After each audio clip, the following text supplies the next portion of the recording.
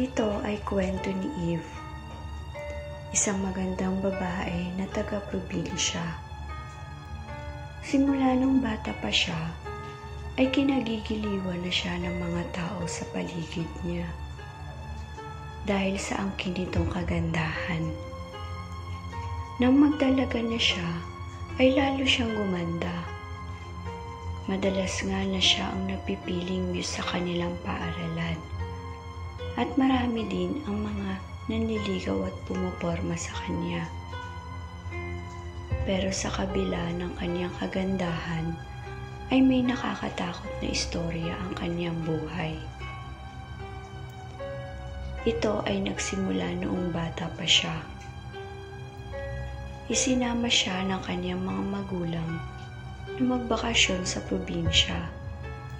At ang inaasahang masayang bakasyon ay naging kakilakilabot sa buhay niya. Dahil sa probinsyang pinuntahan nila, ay may nagkagusto sa kanyang isang lalaki. Lagi siya nitong sinusundan saan man siya magpunta. Pag natutulog siya, ay nararamdaman niya na nasa tabi niya ito. Kung minsan nga, ay nagising siya 3:00 ng madaling araw. Laking gulat niya ng pagdilat niya ay nakita niya ang lalaking iyon na nakatayo sa tabi ng kanyang higaan at nakatingin sa kanya. Sa takot ay ipinikit niya ulit ang kanyang mga mata. Itinuloy na lamang ang pagtulog kahit ito'y mahirap dahil na rin sa takot na kanyang nadarama. Kaya kinaumagahan ay kinausap niya ang kanyang mga magulang at sinabi niya ang kanyang nakita. Hiniling na umuwi na sila sa kanilang lugar at pinagbigyan naman siya ng kanyang mga magulang. At sila'y yumaon pagkahapon. At nang sila'y makauwi na, ay gumaan na ang kanyang pakiramdam. Ngunit ang hindi niya alam ay sinundan siya ng lalaking yun.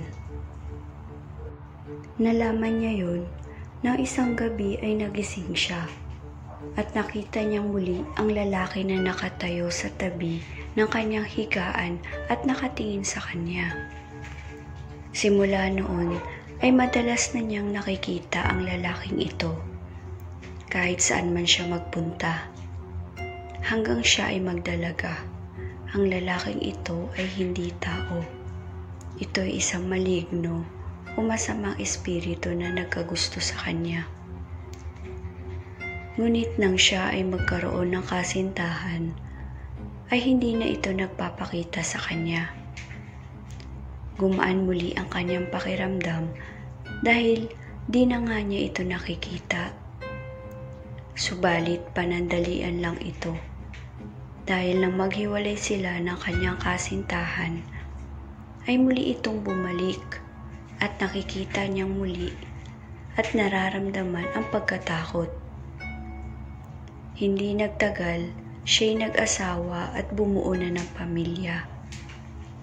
Di siya nagkamali sa kanyang desisyon dahil umalis ang lalaking iyon at di na nagpapakita sa kanya. Maayos naman ang naging buhay nila ng kanyang asawa. Nagkaroon sila ng 2 anak na lalaki. Lumipas ang panahon at malalaki na ang kanyang mga anak. Ngunit ang pamilyang kanyang iniingatan ay nawasak dahil iniwan sila ng kanyang asawa at sumama ito sa ibang babae. Ang kanyang kinatatakutan ay nangyari ng muli dahil bumalik ang lalaking maligno at naging agresibo na ito. Dahil mas madalas na niya itong makita kung saan-saan, sa kwarto, sa CR, sa kusina. Kung minsan ay iniisip na niya ang magpakamatay para tigilan at iwan na siya nito. Kaya lang ay inaalala niya ang kanyang mga anak. Kaya nilalakasan niya lang niya ang kanyang loob at nilalabanan ng takot alang-alang sa kanyang mga anak. Naging mahirap ang buhay niya dahil siya na lang mag-isa ang nagtataguyod at nagpapaaral sa dalawa niyang anak.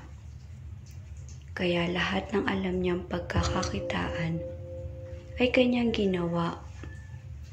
Ang pangangatulong, pagiging tindera sa palengke, at pati na rin ang paglalabandera.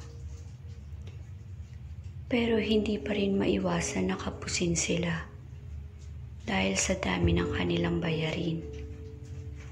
At dagdag pa ang eskwelahan ng kaniyang mga anak, lalo na ngayong high school na ang mga ito. Nabaon na rin siya sa utang sa kanyang mga kamag-anak, kung kaya't nahihiya na siyang humingi ng tulong sa mga ito. Napag-isipan ni Eve na mag-abroad dahil sa naisip niya na malalaki na ang kanyang mga anak at pwede na niyang iwan ito sa kanyang mga kamag-anak at padadalhan na lamang niya ng pera para sa allowance ang mga ito. Naisip rin niyang mga lalaki naman ito at kakayanin nila kahit wala siya. Kaya nabuo na sa isip ni Eve na mag-abroad na lamang siya dahil iniisip niya na paano pag dumating na sa kolehiyo ang kanyang mga anak. Wala siyang pera para masuportahan ang kanilang pag-aaral. Samantalang kung mag-a-abroad siya, ay iniisip niya na makakaipon sila ng sapat na pera para mairaos niya ang pag-aaral ng kanyang dalawang anak. Kung kaya't naghanap siya ng ahensya na makakatulong sa kanya na makapag-abroad at madali naman siyang nakahanap. Kaya lang ay nagkaroon siya ng problema sa requirements dahil sa medical ay blanco ang lumalabas na resulta ng kanyang x-ray at laboratory test. Nagtataka nga ang mga doktor kung bakit laging blanco ang x-ray niya kahit ilang beses na nila itong sinubukan. Naisip niya na marahil ay kagagawa niyo ng lalaking maligno na buntot sa kanya. Pakiramdam niya'y ayaw siyang paalisin ng bansa ng lalaking ito. Kaya umuwi siya ng malungkot sa accommodation house ng agency nila.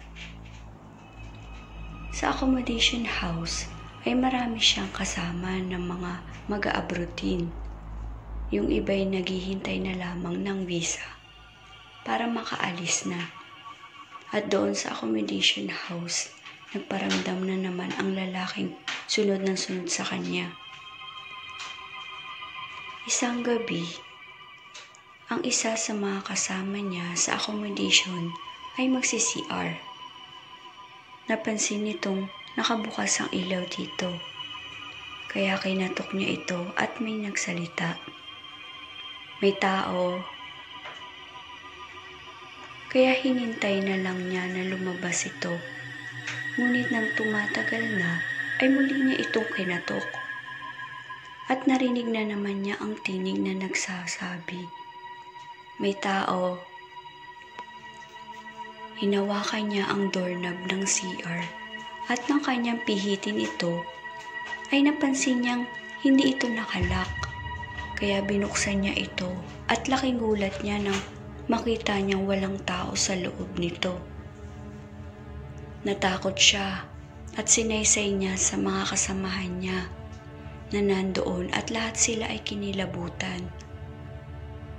Ngunit si Eve ay nakaupo lamang sa isang upuan at nakatingin lang sa kanila na tila alam niya kung ano ang nangyayari.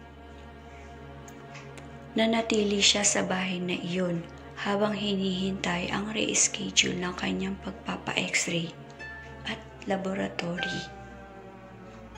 Isang gabi, bago ang araw ng kanyang pagpapa-x-ray, ay may nangyari na namang muli nang ang isa sa mga kasama niya ay magsi-CR. May nakita itong mga dugo sa dingding sa loob ng CR. Tinanong niya kung sino ang huling gumamit ng CR. At sumagot naman ang isa sa kasamahan nila na nagsabi, "Ako ang huling gumamit." Tinanong niyang muli ito, "May dalaw ka ba?" Agad namang sumang-ayon ng babae, kaya ipinakita niya sa babae ang loob ng CR, sabay tanong na bakit nito ipinahid sa dingding ng CR ang dugo nito. Sumagot ulit ang babae, "Hindi ko ginawa yan. Di naman sira ang ulo ko para gawin yan. Malinis naman yan nung iniwan ko eh. Nakakapagtaka kung bakit nagaganyan yan." Muli silang kinilabutan. At gaya ng nauna, si Eve ay nakatingin lamang sa kanila na parang alam na niya kung bakit yun nangyayari. Napansin iyon ng isa sa mga babaeng naroon, kaya binantayan at pinakiramdaman niya ng buong magdamag si Eve. At nang bandang 3:00, ay laking gulat niya nang si Eve ay umuungol at nanginginig. Ginising niya ang kanyang mga kasama at nasaksihan nga nila ang nangyari kay Eve. Ang ginawa ng babaeng unang nakakita sa kanya ay kumuha ng asin at bigas at ito'y isinaboy kay Eve. At nilapitan niya ito at nang magsasalita na ito ay bigla siyang sinakal ni Eve. At ang boses na lumalabas kay Eve ay boses ng isang lalaki. Kaya pinagtulungan nila itong awatin dahil hindi biro ang taglay nitong lakas. Nang maawat nila ito, ay bumalik na ang malay ni Eve. Nang may masmasa na si Eve, ay hinang-hina ito at patang-pata. Kaya inihiga nila siya at pinagpahinga. Ilang araw ang lumipas, ay napansin nilang wala na sa tamang katinuan si Eve. Kaya iniuwi na nila sa kanyang pamilya at ngayon ay inaalagaan siya ng kanyang 2 anak. Ang kwentong inyong napakinggan ay galing sa ating listener na mula sa Quiapo, Manila. Kung kayo po ay may mga nakakakilabot na istorya, maaari niyo pong i-share sa aming Facebook page na Shokot Ako Creepy Stories. Maraming salamat po sa mga patuloy na nakikinig sa Shokot Ako Creepy Stories at sa mga bago pa lang sa aming channel, pa-click ng subscribe button and hit the notification bell para lagi kayong updated sa mga bagong creepy stories na i-upload namin. Salamat po!